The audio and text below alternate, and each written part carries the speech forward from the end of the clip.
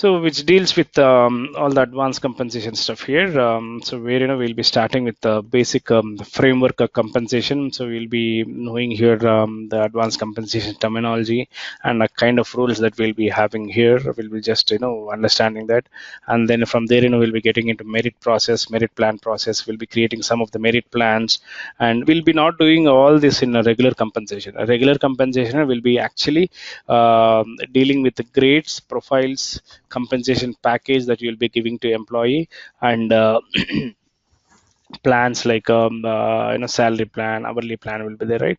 Those things will be covered in regular compensation, but advanced compensation is little advanced, where we'll be creating stock plans, merit plans, and we'll be creating bonus, we'll be initiating that bonus to employee, initiating the merit process, all those things will be covering in advanced compensation. So which covers with the configuration of the merit plans, and security related to that, and compensating employees with all the merit that we will be configuring. And then we will be getting into the concept called eligibility waiting period and time proration rule, where we'll be actually creating a proration rule based on employees hire date and all. We'll be defining that, and we'll be knowing some information on that one.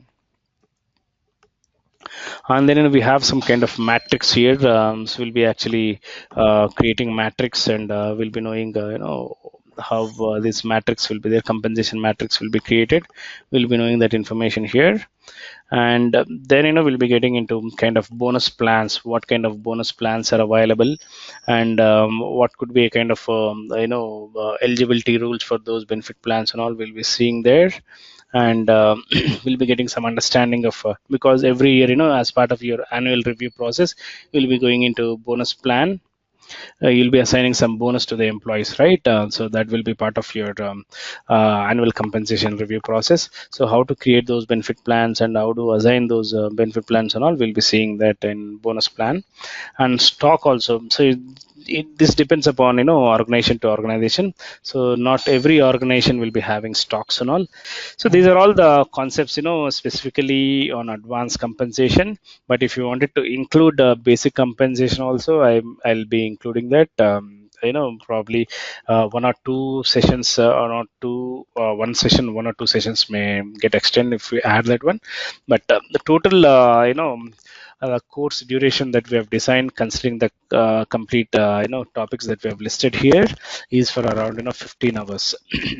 15 hours, I can say 2.5 weeks or max. If we are actually discussing something additionally other than compensation, probably we may go for 3 weeks max. Okay. Okay. So that covers complete advanced compensation, and I can also include few of regular compensation like packages and all. How do we create them? How do we assign eligibility rules? How do we assign package grades and all? We'll be seeing in regular compensation. I'll also include them. And but the advanced compensation is actually core concept. So not everyone will be looking at advanced compensation, because core compensation team will be actually looking at advanced compensation, because they are the people who will be dealing with core configuration related to stocks, related to bonus, and related to any kind of merit plans and all. They are the people who will be actually getting this advanced compensation knowledge, and they'll be implementing in their organization. So so that is the reason why as per the demand that we have in advanced compensation area, and whatever we are seeing, the business requirements that comes with the advanced compensation area, the mostly used advanced compensation process here is consolidated merit process. So as part of your annual review process, every year you will be undergoing annual review process. There you need to perform a lot of bonus plan changes, initiating compensation process and all. Everything you'll be doing there, and whatever other process like bonus, merit, stocks and all, you'll be consolidating all those things in merit process, and you'll be releasing that to employees actually. So that is the last concept called consolidated merit process is actually a very important one, which actually deals, though you're learning all those things, these are actually kind of creations only.